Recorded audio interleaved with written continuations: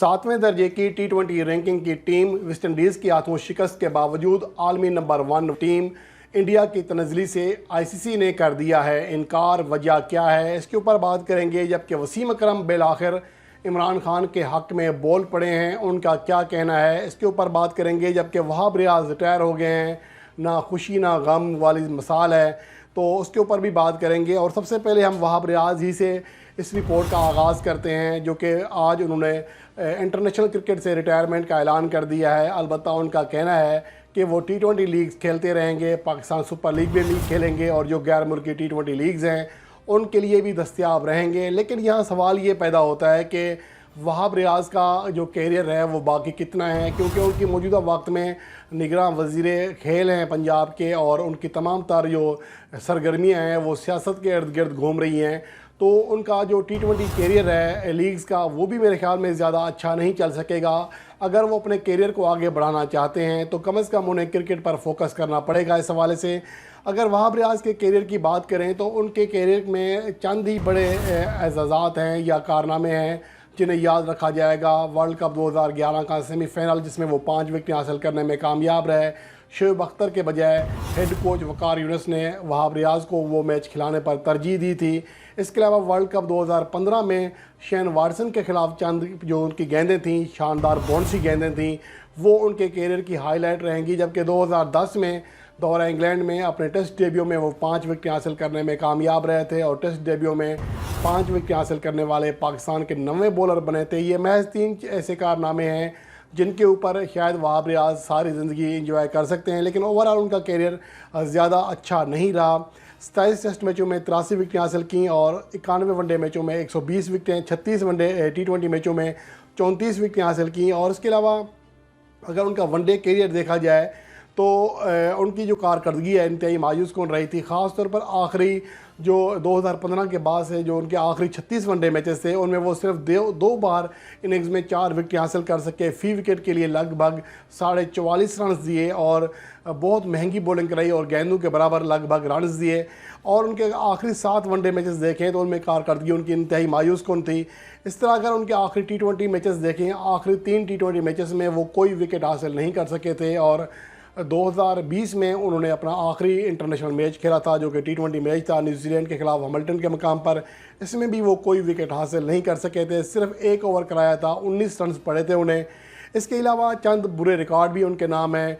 अगर पाकिस्तान की तारीख में देखा जाए तो वो एक वनडे मैच में सबसे ज़्यादा पिटाई खाने वाले बॉलर के तौर पर मौजूद हैं। 110 रन दिए थे 2016 में इंग्लैंड के ख़िलाफ़। और उसके अलावा पाकिस्तान की जानिब से जो एक वनडे मैच में 3 ज़्यादा रन दिए गए हैं उनमें से 2 बार ये जो रिकॉर्ड है या ज़्यादा रन देने का जो बदतर रिकॉर्ड है वो वहाब रियाज के पास है, जिन्होंने जोहान्सबर्ग में साउथ अफ्रीका के खिलाफ 10 ओवर में 93 रन दिए थे। इसके अलावा अगर पूरी वनडे हिस्ट्री देखी जाए तो वो ऑस्ट्रेलिया के मैच लिविस के बाद दूसरे ज़्यादा रन देने वाले बॉलर हैं एक वनडे मैच में। तो यूँ उनके वनडे कैरियर में बहुत सारे बदतर रिकॉर्ड भी मौजूद हैं। लेकिन आप उनका जो कैरियर है एक तरह से वो कहते हैं कभी खुशी कभी गम, वो नहीं, ना खुशी ना गम है, क्योंकि उनके कैरियर का असर ज़्यादा नहीं था, क्योंकि वो पहले ही यानी कि 2020 से पाकिस्तान टीम से आउट थे। उनकी कारकर्दगी पाकिस्तान के जाने से पाकिस्तान टीम पर कोई फ़र्क नहीं पड़ेगा। इसलिए कहते हैं कि खिलाड़ी को रिटायरमेंट उस वक्त लेनी चाहिए जब उन्हें याद करने वाले लोग भी मौजूद हों।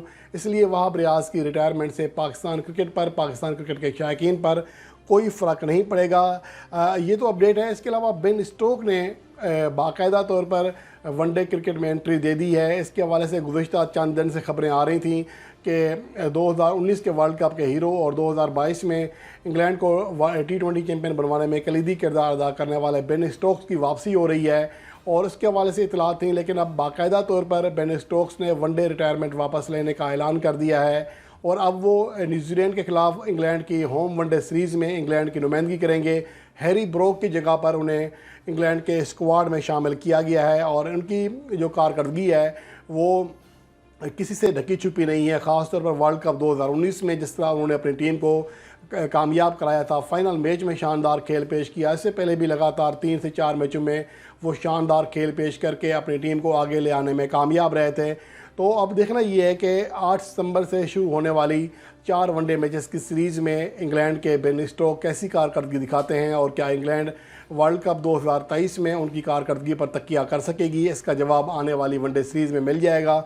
और इसके साथ साथ पाकिस्तान क्रिकेट टीम के साबिक कप्तान वसीम अकरम ने साबिक कप्तान इमरान खान के हक़ में आवाज़ उठाई है। और इसके हवाले से लोग बहुत सारे ये भी क्वेश्चन कर रहे हैं, मुझसे कहते हैं कि आप सियासी मामलात को इस रिपोर्ट में या अपने जो क्रिकेट शो होता है उसके अंदर उसकी बहस ना किया करें। लेकिन मेरा सवाल ये है कि क्या इमरान खान या वसीम अकरम अगर या शायद अफरीदी अगर सियासत के हवाले से उनका कोई बयान आता है तो क्या वो क्रिकेट से ताल्लुक़ नहीं रखता, उनका बिलोंग क्रिकेट से नहीं होता? तो ये चीज़ें मेरे ख्याल में समझ से बालातर हैं कि लोग इस तरह की बातें क्यों करते हैं। लेकिन वसीम अकरम ने जो बात की है वो उनके सियासी कैरियर के हवाले से नहीं की है, वो वही की है जो कि सारे क्रिकेट शायकीन चाहते हैं कि वर्ल्ड कप 92 की जो हिस्ट्री है उसमें से इमरान खान को जो निकाला गया है वो काबिल मज़म्मत है। और ज़का अशरफ का जो छोटापन है वो वाज़े तौर पर ज़ाहिर हुआ है कि वो कितने छोटे जहन के इंसान हैं, और ऐसे लगता है कि बड़ी कुर्सी पर छोटे जहन के इंसान को बिठा दिया गया है जो क्रिकेट तारीख को मसक करने की कोशिश कर रहे हैं। क्योंकि कोई इस बात से इनकार नहीं कर सकता कि 92 का वर्ल्ड कप इमरान खान ने जितवाया था। और वसीम अकरम ने भी अब इस हवाले से कहा है कि उनकी ज़िंदगी का सबसे बड़ा शौक़ है कि पाकिस्तान की हिस्ट्री से इमरान खान को स्केच कर दिया जाए, कि पाकिस्तान की क्रिकेट हिस्ट्री से, जो कि नामुमकिन है। उनका ये मुतालबा है कि पाकिस्तान क्रिकेट बोर्ड ना सिर्फ ये वीडियो डिलीट करे बल्कि इमरान खान से माफ़ी भी मांगे, ये वसीम अकरम का कहना है। और अच्छी बात यह है कि कुछ साबिक प्लेयर इस हवाले से अब आवाज़ उठाना शुरू हो गए हैं। लेकिन तमाम खिलाड़ियों को जो कि बिहाइंड यू स्कीपर का अमूमन जो है टैग दिया करते थे, हैश टैग लगाया करते थे, अब उनको भी चाहिए कि वो कम से कम क्रिकेट के मामलात के हवाले से जो नाइंसाफ़ी हो रही है उसके ऊपर लाजमी बात करें। और जहाँ तक सियासी मामलात हैं वो हर किसी की अपनी चॉइस है, उसके हवाले से तो कुछ नहीं कहा जा सकता। लेकिन क्रिकेट के हवाले से कम लाजमी तौर पर तमाम जो क्रिकेट माहिरीन हैं या क्रिकेट के साबिक खिलाड़ी हैं उनको चाहिए कि इसके हवाले से इमरान खान के साथ यकजहती का इज़हार करें और ज़का अशरफ के ऊपर जो लान तान का सिलसिला चल रहा है उसको मज़ीद बढ़ाएँ।